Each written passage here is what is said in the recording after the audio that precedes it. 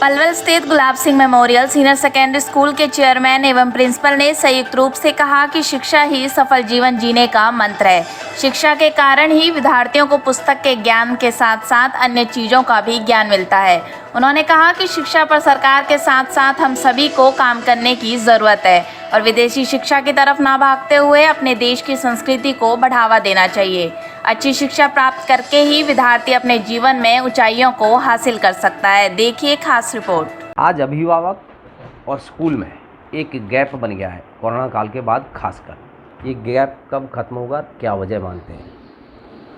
Corona काल के बाद शिक्षकों और पेरेंट्स के बीच में गैप बन गया। ये बहुत ही सही बात है कि गैप बन गया है। इस गैप को ख़त्म करने के लिए हमें अभिभावकों को जागरूक करना पड़ेगा, उनको समझाना पड़ेगा, उनको समझ में आएगा, जब ही हमारा जो गैप ख़त्म हो पाएगा। नहीं सर, गैप का मतलब फीस को लेकर अभी भी कई जगह ऐसा मामला आ जाता है कि पेरेंट्स कहता है फीस नहीं है, और मैं समझता हूँ कि अब लगातार, हालांकि आर्थिक तौर पर मजबूरियाँ सबकी हुई हैं, लेकिन अभी नियमित तौर पर सब काम करने लगे हैं। गैप का मतलब फीस को लेकर कभी भी क्या विवाद है? कई स्कूलों की ऐसी समस्या, कॉमन सवाल कर रहा हूँ मैं, आपकी नहीं। फीस को लेकर अभी लोगों के जो दिमाग में ना इस तरह की बातें अभी बैठी हुई हैं, जैसे कि गवर्नमेंट ने ऑर्डर कर दिए, कभी फीस नहीं लो, कभी कह दो लेनी है, तो इस तरह से पेरेंट्स जो कंफ्यूज हो गए, तो उनके दिमाग का गैप जब ही ख़त्म होगा। अब ये जो रूटीन में आएंगे ना, तभी हमारा गैप। संदेश देना चाहेंगे लोगों को आप, अभिभावक को मैं ये संदेश देना चाहूँगा कि गुमराह ना हो और पढ़ाई से संबंधित शिक्षक से मिलें और बच्चों को समझाएं और शिक्षा के स्तर को बढ़ाने की कोशिश करें।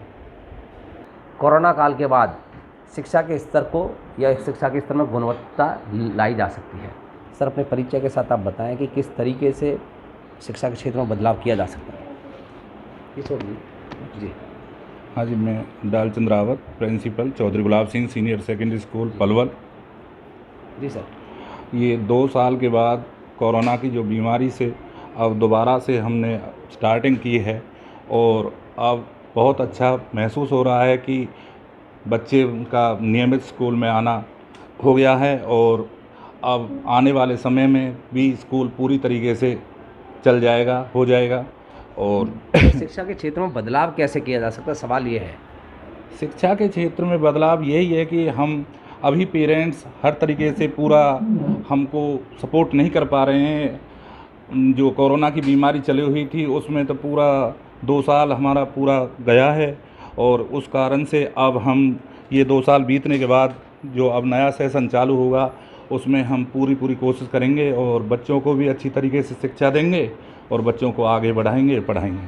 सर, निरंतर नैतिक मूल्यों में गिरावट देखी जा रही है, इसके लिए सीधे तौर पर जिम्मेवार कौन? शिक्षक, अभिभावक है, समाज?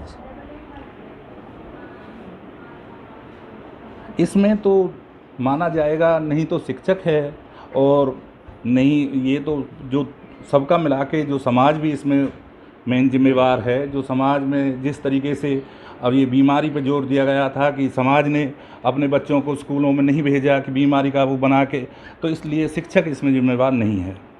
सर, यौन शिक्षा को क्या पाठ्यक्रम में शामिल करना चाहिए? अगर हाँ तो किस क्लास से, अगर नहीं तो क्यों? हाँ, यौन शिक्षा को इस शिक्षा में शामिल करना चाहिए, परंतु इसको 9 से और 12 के बीच में।